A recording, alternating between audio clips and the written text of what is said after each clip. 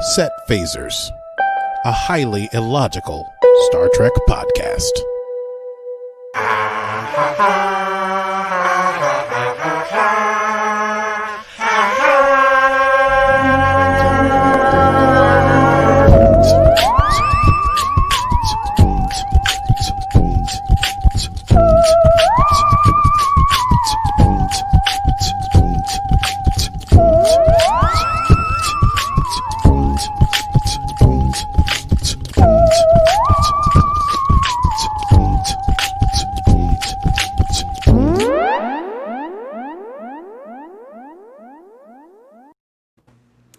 Welcome to Set Phasers, a highly illogical podcast. Woo! Episode 2, yes. Episode 2. We made it through our inaugural episode. They and said here we are again. They said we shouldn't do it again. They said, one was enough.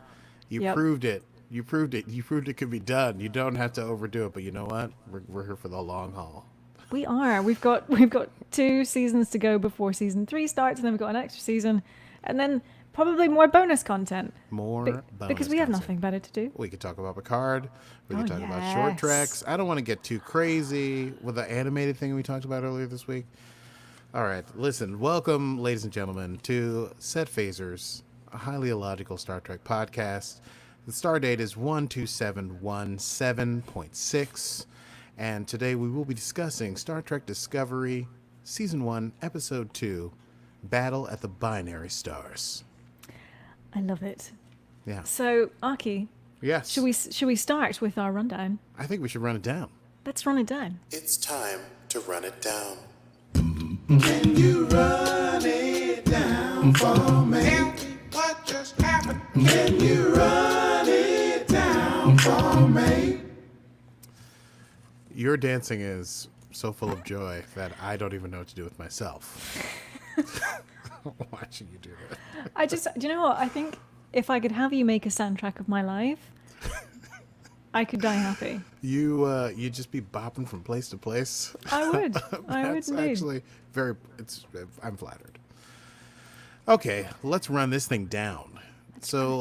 This is episode 2. It is really, these 2 episodes came out the same day. They're really like, premiere, the 2-hour premiere episode. So we pick up right where we left off.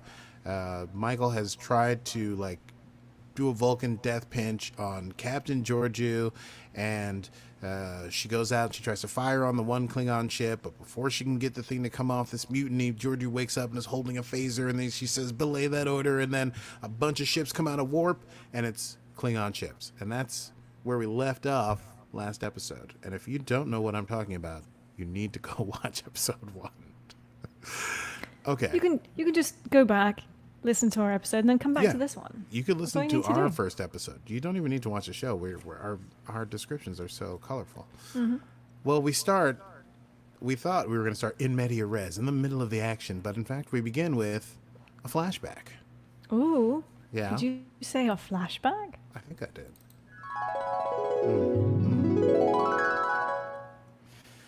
And 2 strangers are transported onto the Shenzhou. Wow, Okay, it's next gen thing. I need to get the other one. But I mean, this is pretty good. Maybe we should just narrate the episode because we're doing a pretty good job here. Get some actors. And it's Sarek and a young Michael Burnham with a perfect Vulcan haircut, like amazing. It's like Beatles style. It was assimilated 100%. So a different Michael than we saw, who was young and frustrated. And they're meeting Captain Georgiou for the first time, and Georgiou is like, hey, I'm a human, boop, boop, boop, doing the cool. She's so charming. She's got all this charisma. And Michael's like, I am not impressed with your human ways. And even Sarek at some point in this is like, cool it. Be chill, Michael. Jeez. Yeah. As he's leaving, he's like, behave. Yeah. He's like, try to make friends. Which it feels like he's dropping her off at camp. It is. He's like, I got to bring my daughter in. And he's like, and she comes in hot, so I better go in with her and be like, hey, this is Michael. And she can be like a little, Vulcan-y. So I thought this is a good instance of Michael in full Vulcan. Vulcan? Did you say Vulcan? She's fully Vulcan. I Vulcan. She is not impressed with Georgiou's quips and remarks. She doesn't like the aphorisms. She's barely interested in like talking to any humans, but they share a moment in the elevator, which is fantastic because Michael's, they both sort of begin to insult each other. They're like, your arrogance is out of control. And she's like, your arrogance is out of control. And then she goes like, but I saw your record. And she's like, and I saw your record. And then you're like, and it's totally deserved. And she's like, so is yours. Mutual respect. You're like, these best of friends, they're going to be friends forever. Cut to what's really going on. Michael has just tried to have a mutiny. She just knocked out Captain Georgiou. And 24 ships have arrived, we find out. 24 Klingon ships. And Michael, still with the gun being pointed at her, is still trying to make the case that they need to take an aggressive stance against these Klingons. But now there's 24 ships, there's 24 houses. Someone over there is trying to unite the 24 houses of the Klingon Empire. And as much as Georgiou wants to hear that, she also has, reads Michael the riot act. She says, listen, you attacked a senior officer. You tried to commandeer the ship. You tried to go to mutiny. You're relieved of duty, and we're throwing you in the brig. And she's like, even if you're right, you still did it the wrong way. Yeah. Even if you're right, you did it wrong. Yeah, totally. And but I think it's hard. Not only is it hard on Michael, but I realize this time it's pretty hard on Georgiou, who I think the relationship goes both ways. If Michael views Georgiou as a mentor, and in fact, in one quote, I saw the actress Sonequa Martin Green. I was going to say Modern Green, said that in that moment. Well, I don't want to spoil it later on in the episode. So anyway, never mind. But Georgiou is also upset that Michael has so disappointed her. And then we smash cut to the Klingons. We're on the Klingon ship. And Klingons are like doing the thing where it's a little Star Wars-y the way the Klingons do it. It's just like a green, avatar of the captains standing there. And these 24 Klingon captains. And they're like, you interrupted my mission, you interrupted my cruise, blah blah blah, and they're yelling at Volk, who's standing there, who's greeting them, like, where is Takuma, blah, blah, blah, blah, blah, blah. And then of course as they that's what they were like. They were just very cranky. Takuma comes out of nowhere and he's like, oh hello, it's me, Takuma. Oh, my ship, my mission, my honor, whatever happened to the honor of Klingons? And he is like, listen, we need to get together. We need to defeat the Federation because they don't want us to retain our individuality. Klingon Makhtajaj. Remain Klingon. Yeah, I said it. Indeed. It rolls off the tongue. I've been practicing it for weeks. Klingon Makhtajaj. Is that it? Well, there's no... Is that close? Yeah, that was very close. Makhtajaj. Makhtajaj. Yeah, totally. Makhtajaj. Yeah. Okay. You nailed it. Thank you. Yeah, that was fantastic. I've had you say it enough times. I should really be getting it by now. It won't be the last time. And it won't be the last time in this episode. He tells the story of, they're trying to blah, blah, blah, blah, blah. You don't deserve you can't tell us what to do. And he says, oh, yeah, when my father died, I took over the ship. And we have another flashback, this time from the Klingon perspective. Are we flashing back? It's beautiful. This episode is full of flashbacks. We could do the hand movements. I should like do the this. Scooby-Doo things. Yeah, totally. All right. Yeah? Well, all right. Yeah, for the next... Sorry, I did it already. There we go. These are important things. They are. For the listeners. So it's like a young Takuma, and he's like taking over his father's ship, and there are kids playing on it, and he says, get out of here, you won't mess up the honor of this ship. And then the kids like beat the living snot out of Takuma. But he uses it to say, like, listen, I realized that if we don't band together, there's no way we can have honor. You're all here. If we really wish to have honor, if we really wish to have, a Klingon society, we must join together. But then he like calls out this dude whose name is Cole, who I've totally forgot about, who I think is the house that like kicked out Volk for being, different in appearance. Right? Wasn't that sort of the subtext? He's like, yes. They're like, this one is a freak. You have a freak in your house. And he goes, the only requirement to be in my house is Klingon Makhtajaj. right? And he says, and I accept anyone who defends that, even those who have been kicked out by other houses. Then Cole's like, I'm out of here. I'm not staying. But then a different Klingon leader, a lady, says, oh, we'd like to hear more of what the Kuma has to say. Yeah. Which I thought was awesome. She's on the council, right? Can we just take a minute and just think, look, you know that when the council appeared and there's this sort of like hologram of like all of them that just appear. Yeah. And Takuvma's like looking up. And it's super like, we've never kind of seen this almost, like 3D hologram in a sense of, that sort of, and it's not on a screen. It's not that we're not having these sort of on-screen moments. They're like in front of you as holographic things. They're exactly. Cool. Yes. Cool. It's very cool.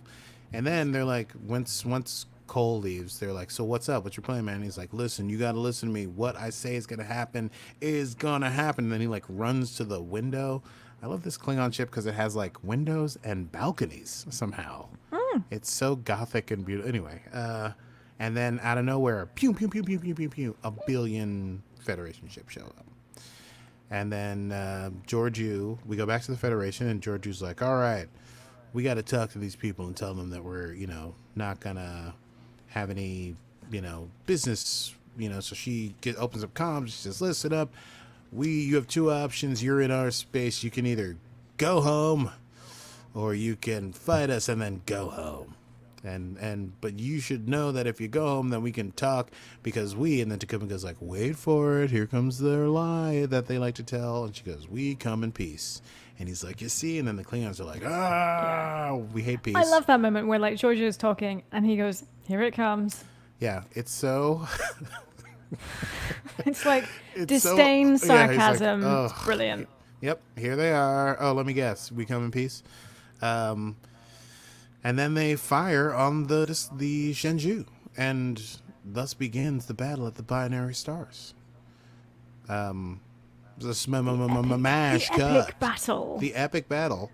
But before the battle begins, we find Burnham in her cell, and she's having a flashback.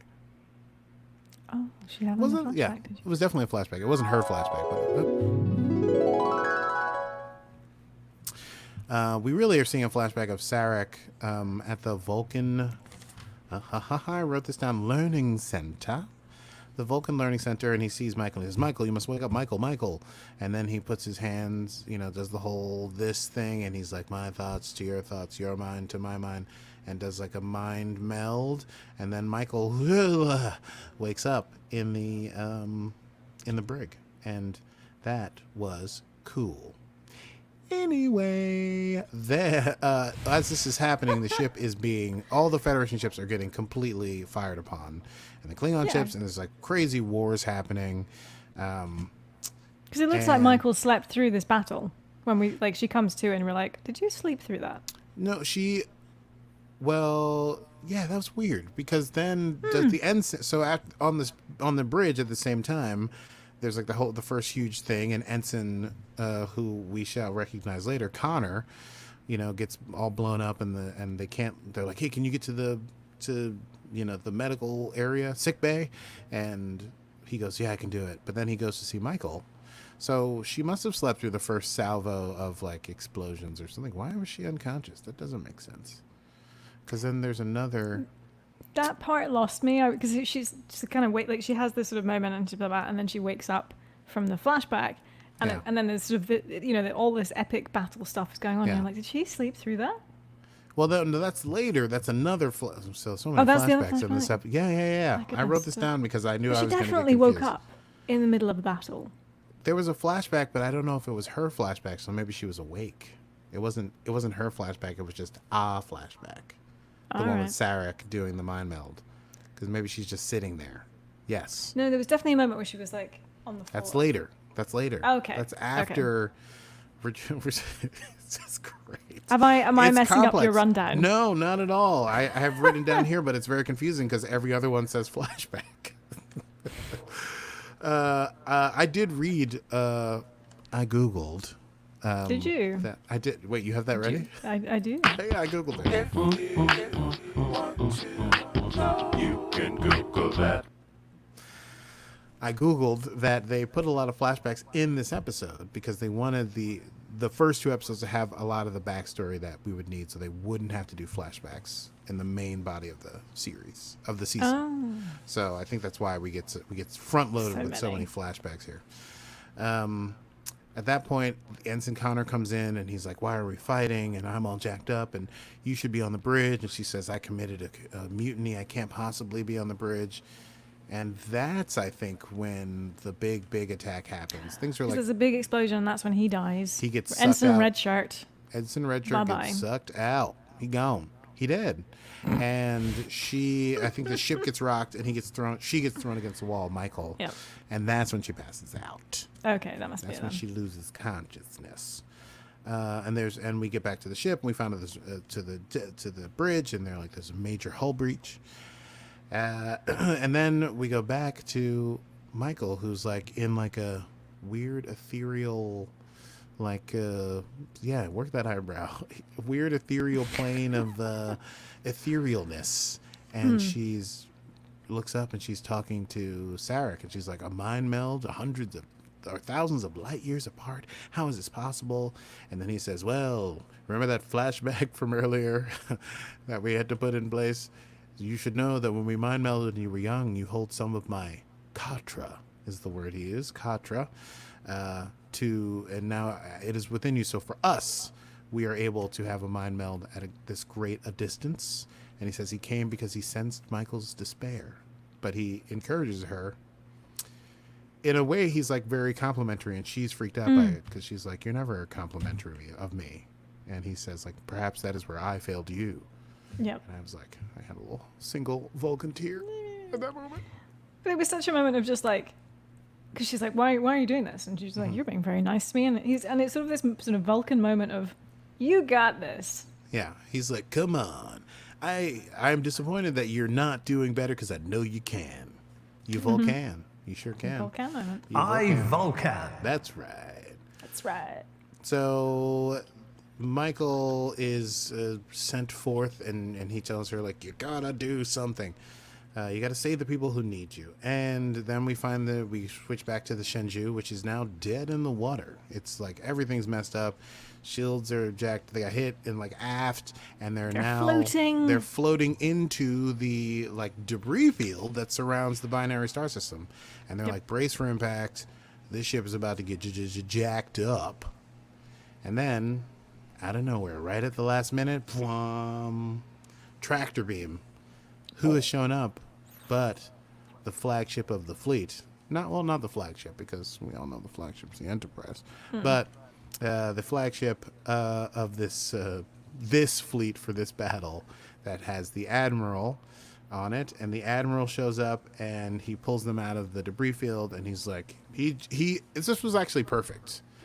Because he comes in so admirally and like big man on campus, strutty, blah, blah, blah, blah, blah, which I find a little annoying. I mean, it was a basic toxic white male. He shows up late to the fight. Yeah. Everything has gone absolutely to shit. And he's like, oh, what's going on here? And you know, they're like, And he kind of like, and he dresses Georgiou down. yeah. He's like, what the And he's the like, hell? what's happening here? What did I'm you here to do?" save your ass. She's like, we tried to talk and they started shooting. And he goes, all right, fun. And then he's like giving commands on his ship. But again, they're doing the projection thing. So he's like on their bridge, but he's talking. He's open a channel, and he goes, let's set it up. This is Admiral blah, blah, blah, blah, blah, blah, blah. And I'm here to tell you that I represent all of the Federation. I speak for the whole Federation. We are ready to engage in a ceasefire and to negotiate. He's like, I can bring you to the table. I'm Admiral Who Gives. His name is I think it's Brett Anderson. It's Brett. Sounds about right. Yeah, Anderson. Brett. Oh, he might as well be called Chad. I know. I was gonna say he could have a backwards baseball cap on. What's up, man? It's me, Admiral Brett. And I can't get that out of my head. We but have so much to say. I thought it was well done because I immediately was like, ugh, why is he showing up like this? And so Takubma's like, okay, I would love to talk to you. We'd love to engage in a ceasefire. We were just waiting for someone of worth to show up. we would happily begin discussions with you. And then Brett's like, that's right. And he's like hiking up his pants, sort of. And then Takuma says to Volk on the side, he's like, something like, never say that I cannot make my ships invisible or something like that. Is that what he said? Yeah. Anyway, Brett's all like, all right, here, let's see what's happening. Give me Hey, and I then he's did like, it. "Oh, Cool. Like, I oh." made peace Yeah. with the Klingons. And then the ship gets all shook up, and he's like, what the hell's going on here? Boo, boo, boo, boo, boo, boo. Trying to, I don't know, bluster his way out of the situation. And that is when the Klingon ship, the Sword of Kalis, reveals itself as, yes, like a knife through butter, cuts through their ship, and killing everyone, presumably on board. It's like slow, and the ship is actually shaped like a sword, so it's just like it's just cleaving through this saucer section of this ship. Yeah. It was amazing and beautiful, and also terrifying. Because And initially then- it's cloaked, and then you're Yeah. like, whoa, what's going on? And then it uncloaks, and you're like, it's a just this giant big- ship. It's a blade. It's a ship that is Yeah. a blade. It's kind of like And- like the back end of the Titanic, but the front. The front, exactly. Yes, it's like for like an ice cutter sort Yep. of ship. It looks like, but there's no ice. Well, what am I saying? Oh no, it's There's ice. the front end, Yes. but at the bottom. Yeah. Right. That part. That yes. Me We and know my all ship about knowledge. I ships. don't know what that's called. Yeah, to port and to starboard. The aft. It's aft. I No, believe. I think aft is the back. Is it? What's forward? I think it's four, right? Maybe. Is it Yeah, that's aft, probably about right. back? Because aft probably relates to afterwards. Yes. Ah, from the Latin, it's not. I'm From the making it up. Latin, snot. Okay. So much culture. We have so much culture. So Hang where were on, we? Before I listener. interrupted you, we were the Okay, yeah. Klingon ship was like a sword, like a knife through butter Like a knife through butter. into the Europa. I believe At it the was called. Europa, thank you. I thought I wrote that down, but I didn't. I remember Yes. some random facts. You're I on it. supplement you. Between the two of us, we got this thing covered. Yes, like the ship, like a knife through butter. So the Klingons through the Federation. This is like a dark foreshadowing of the idea that the Klingons are just going to cut through all the Federation bullshit. They're like, yeah, let's do a ceasefire, baby, and then like actually split your ship in half. And so anyway, those people are all dead, and they do an antimatter explosion, and both ships die. Yeah, because the We go- Europa's like, well, fuck it. Yeah, And they're like, we're yeah. going to blow ourselves up and blow you up in the process. And Saru's like, I'm seeing a deliberate antimatter thing exchange. Antimatter. Matter. Oh, okay. So we go back to Michael now. And she's like, all right, she's got to convince the computer to let her out of jail. I loved that. This was one of it was my great. favorite scenes in it. This was a total Vulcan moment. It was a Vulcan She really moment. is nailing Vulcan. I, Vulcan. Yeah, the computer's like, she's like, let me out of here into safety because I'm about to die. And the computer's like, nah, I can't engage the ethical protocols. And Michael goes, oh no? Oh, well, how long will I be in the thing? And how soon will my thing die? And then like, what if you open, would I be exposed to vacuum? And then the computer's like, yeah. And she's like, well, what if you open up a smaller thing? She was like, you wouldn't be able to open the door. And then she's like, well, then ethically, You would need to do it. you would need to open the door for me. And the computer's like, bleep, bleep, bleep, bleep, bleep. You're right. And Michael is then another badass moment for Michael Burnham, who, for the most part in this episode, is in jail, not doing much. Would you actually? Did we have potentially our first Michael moment? Was that I'm our sure first we did. Michael moment? I would call it a Michael moment.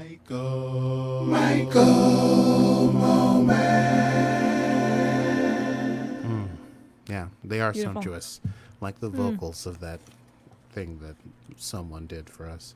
Someone, yep. Who knows? Some bored someone who could do 15 overdubs of vocals. All right, so anyway, I know.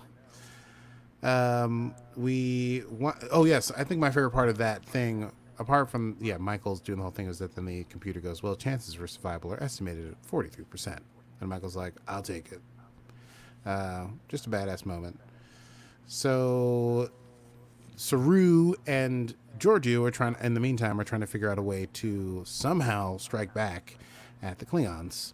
And so Saru comes up with this brilliant plan they can't shoot torpedoes. Their ship is dead in the water. But he's like, but we can take a torpedo, put it on like a shuttlecraft that would look like it was part of the debris, and then fly there and then blow up the ship in like a targeted strike. And he's like, I don't know who would do it. And Georgiou's like, oh, Sort of a Trojan horse. Very Trojan horsey, but like, a little kamikaze as well.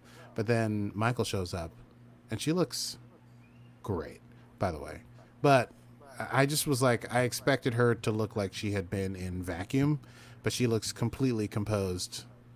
Yeah, because when she's flying through the vacuum, Her face starts to go blue and stuff. Yeah. But I think I was just thinking of the last episode when she's like all ripped up by radiation. But she just looked like, she's like, hey, what's up? It's me, Michael. She's like, you can't do that. And maybe she's just that badass. I don't know. And so she is able to talk to Georgiou alone. And she says, like, listen, you can't kill this guy, because if you kill him, he becomes a martyr. And that will allow the Klingons to truly bond together. He's made himself like a holy prophet who, as the battle is ending, and I kind of skipped over this, but Takuma tells everyone to go back to Kronos and await him there, because they've defeated the Federation people, and they go like, long live Takuma the Unforgettable. And then he says something like, I am Kahless reborn. It gets like real weird, because he was super cool before that. But then he gets like, suddenly he's like, yeah, I'm the Messiah. Yeah, because was it just before that? And he said, I'm going to pick up all of the dead bodies and then I'm going to embalm them myself. It was right after that. He's like, I'm the Messiah, and now he's like, I'm anointing the dead bodies of our soldiers. Oh. He does give a great speech, which I'll bring up later when he does the soldier stuff. Anyway, Michael and Georgiou are talking, and this I think is the crux Vulcan moment, because Georgiou is sort of saying, I can't believe you did this. I thought I knew you. I thought you were ready for your own command. I can't believe how little I knew you. And Michael says, I did it to protect you. I thought it was the best option. Georgiou says, I thought I could pick away at that shell the Vulcans had put around you. How foolish of me. How arrogant of me. And Michael says, I did what I had to do because it was the only way to save you and the crew and the Federation. And she says, was it logical or was it emotional? I don't know. I Vulcans. Yeah. This is a critical issue for Michael at this point. And I think as watchers, we also don't know how much of her decisions are strong logic overpowering emotion, or emotion overpowering logic. She's sort of torn between these two things in a way that we haven't seen Vulcans really have to do. That's going to be our thing, right? Thinking Klingons are Vulcans and Vulcans are Klingons. I don't know why we're getting so mixed up. I don't know. I blame it all on the first episode. Yep. So in any case, that was a big moment for me. I felt like I really felt Michael. And then we get to the weird anointing of... so the Klingons, the way they're picking up their soldiers is pretty awesome. They like send a bunch of tiny tractor beams down and just are pulling soldiers out of the vacuum and like sucking them up. And so they come up with Michael and Georgiou come up with an even doper plan. And that plan is to put the photon torpedo warhead on transport it onto one of the soldiers so that when it gets lifted up to the ship, it explodes. Mm-hmm. Are you picking up that whatever's happening outside of my window right now? Yes. I don't know what that is. It's like a lawnmower. Is it a lawnmower? There's no lawns here. Do you live in suburban Brooklyn? Yeah, I live in suburban Brooklyn. Is it one of the grass trimmers, perhaps? We don't have grass. I can't tell you what that is. A leaf blower. Sucker. For what leaves? I don't know. It's not autumn. Listen, I don't know either. I'm giving answers to... I'm like, it's a sound effect, and I'm trying to work it out. For those of you watching live, I'm so sorry. I live in a weird place. I'll do that. I'll lower the overall sensitivity and get closer to the microphone. How's that? Perfect. Still hear it? Better. Okay. It's better. I'm doing my best. Maybe they'll move away from in front of my window. Okay, so they put the photon torpedo on one of the soldiers. It goes up into the ship. It blows up. It knocks the head off of this bird of prey. And the ship is... And then Georgiou and Michael are suddenly like... I don't know. It's weird. They're like, let's do this. Let's go get our prisoner. They decide they need to take him prisoner because that will give them better bargaining chip against the Klingons. So they go over. They right to the bridge. And they find it empty. And then they move around in it. They've got their phasers up. And they are attacked. Michael winds up having to fight Volk. Which, and it's like sort of captain to captain and sort of first officer, if you like, to first officer. Like there's this sort of parallel that's going on. And also a little spoiler alert. No, did you say spoiler? I didn't. Spoiler alert. Spoiler alert. This is not the last time that Volk and Michael will be physically entangled. Quite.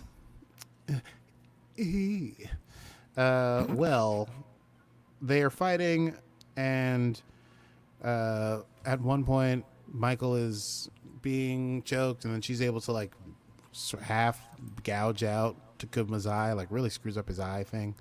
And then she gets the high ground, but she turns around just in time to see Georgiou get stabbed by Takubma.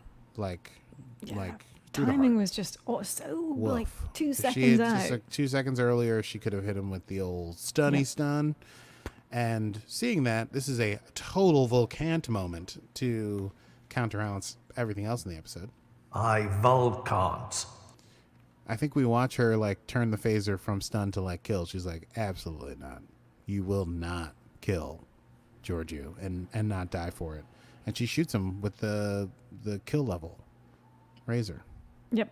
And she gets him right in the back. She gets him right in the back, and he's ooh. And then Saru's, all worried. Saru's all like, oh goodness gracious, help me. I can't hear the captain. What's going on there? And Michael is sort of like, I need to get to the captain's body. She's dead, but there's more people coming. And she's running for the captain, and Saru's like, if you're in trouble and the captain's dead, then I have to zoom. I have to zoom you out right. Zoom. I have to beam you out right away. And she's like, ah! Yeah, like right next to the captain, and is zoomed back on board. What could that be? God love New York. Who at 8:33 on a Friday is like, now's the time to Do you have some sort of neighborhood watch concrete. association I that do. like come around and check the grass levels if it's above? And they're like, Is that what it was? I think we should do it when everyone's home at 8:33 in the middle of a Star Trek podcast. You fools. Whoever it is, also, I think it must be a lawnmower, but there's literally no lawns here. But it's got such a weird cadence to it. Yeah. We should carry on, Well, and We will. later you Yeah. can go out and figure. Well, this is about out what it America. is. This is what it's like. Listen, we're podcasting. We're talking about the future, and right Yep. now there's a person whacking weeds. In any case, Michael comes back. Volk goes to Takubma and says, I will, avenge you and carry your name on. Your name will be remembered forever. Michael is distraught. But that's sort of the end of the action of the Battle of the Binary Stars. And then we see all the escape pods go off. Flash cut, to Michael standing in front of a court-martial tribunal. And they're like, hey. And they're mutiny? all like in the dark. It's very So weird. Yeah, they're like, is there anything else you'd like to say in your defense? And they These have faceless people. Admiral, the faceless admiralty. And I think they're really just upset that Admiral Brett got jacked up. But, she's like, hey, I've always wanted to pursue the noble situation that the Federation put before me. And she ends that speech with beautifully saying that dream is over. And that she pleads guilty, and they say, you will be in prison for life. And here endeth the rundown. Whoa. Yeah. Oh, that was crazy. Yeah. You can have a rest now. Should we get into, is it time for statistics? I think so. Set phasers to stats. Pew, pew, pew, pew, pew, pew, pew. Phase stats. Here's what I got. I got 1 energize, You got an energy. Did you? I thought One. I thought we had a couple of those. Well, we had I remember we had playing it times twice. where it happened, but we only had one like energize. Ah, yes, Yeah, fair. yeah. Fair. I had 4 flashbacks, which I'm still not sure about. And we had 1 red shirt death. Yeah. And speaking of that red shirt death, I think it's only proper that we eulogize the other people who died in this episode. So many deaths. so many deaths. senseless deaths. Well, that is war. It is a senseless machine of death. We lost Captain Georgiou, played by Michelle Yeoh. We lost Takubma. Played wonderfully. Don't forget, wonderfully. Played wonderfully by Michelle Yeoh. We lost Takubma, the spiritual leader of the Klingons, the uniter of the houses of the Klingons. And we lost Admiral Brett Anderson, who showed up late, died early. Their watches ended. We salute them. That was beautiful. I didn't realize we were doing such a thing, but we did. Yeah. Gets yeah. more fun every time. It's a good balance to how like crappy it is when someone you like on the show dies.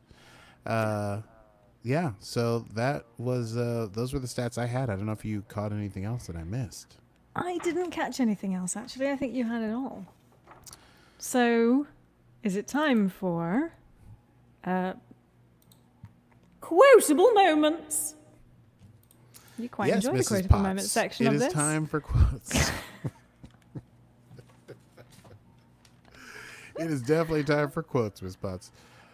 Well, I only have Mrs. Potts. Oh, That's excuse Mrs. me. Potts You're to right. you, You're totally young right. man. Yes, Mrs. Potts and Chip, her son Chip, or grandson Chip, or nephew. All I right. don't think it's Mrs. Potts, but yeah, it's similar. I would love to Angela Lansbury or Julia. Oh, maybe it's Julie Andrews.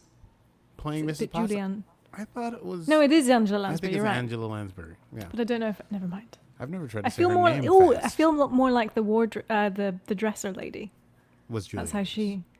You know the Oh, dresser. you feel more like the dresser lady in your Yeah, the voice is. You know, the quotable sort of moments. quotable moments. I mean, you're a very talented voice actor. I don't care what you say. That's So that's are good you. stuff. I I enjoyed it. I'm a one-trick pony. No. Anyway, It's a great trick. All right, 2 quotes. The first one is short. I just really loved when Sarek said to Michael, gather your strength, find a way to help those who need you. And that was that was how he was like, you get up there and you fly through vacuum and you go do what you got to do. And then, since this is the last time we really get to hear from this guy, Takubma gave one hell of a eulogy to all the dead soldiers. And it goes a little something like this. are you doing it in English or in Klingon? Yeah, I'm going to do this 45. No, I wish. Don't make me rue the day, because then I'll practice it. He says, a warrior who dies in his sleep is no more than flesh and bone. A warrior who perishes honorably in battle is blessed. A warrior's death brings pride for a life given in defense of our race, and comfort that new life awaits in Stovokor. Join your vaunted comrades, brothers and sisters, for you are not alone, and stand among the Black Fleet forever. I just thought that was forever. You stand among the Black Fleet forever. Is that Beautiful. cool? That's beautiful. Stovokor. It sounds so Viking. It does. It's very Valhalla, but instead of like ha ha ha, it's like oh, which is more Klingon. Valhalla I was always like, Valhalla is what these like crazy Viking warriors call their like warrior place. It sounds so ha ha ha, but the Klingons are like, you're going to Stovokor. And maybe they did it that way deliberately. Maybe they're like, Valhalla. What? Maybe. Let's Probably. Why not? Stovokor. So, Akie, I think it is time for Oh, my it's- favorite part of the show. Yes. Next time But on Set Phasers. it's actually not my favorite. I think my favorite is the rundown because I get to play that music. You get to play the rundown music, but this is really good. Next time on Set Phasers, we will talk about episode 3, in which we deal with the consequences of decisions made by Michael Burnham and the war that has broken out between the Klingons and the Federation and various other fallouts, personal, organizational, and otherwise, in an episode called Context is for Kings. If you've enjoyed our show, thank you so much for checking us out. You can catch us every Friday at 8 p.m. Eastern Standard Time on Facebook Live, or as a podcast every Monday, wherever podcasts come from. And if you do like it, please subscribe. We are on Facebook and Instagram at Set Phasers Podcast. Feel free to follow us and join in the conversation of all things Trek. Yes, and if you want to support us on our continuing mission to discover what Discovery has in store for us, we'd only be delighted. You can patronize us, we can take it, by going to patreon.com/setphasers. Well, Akie, until next time, I am Steph Mans. And I am Akie Burmese, and this has been Set Phasers, a highly illogical Star Trek podcast. With that, computer, end program.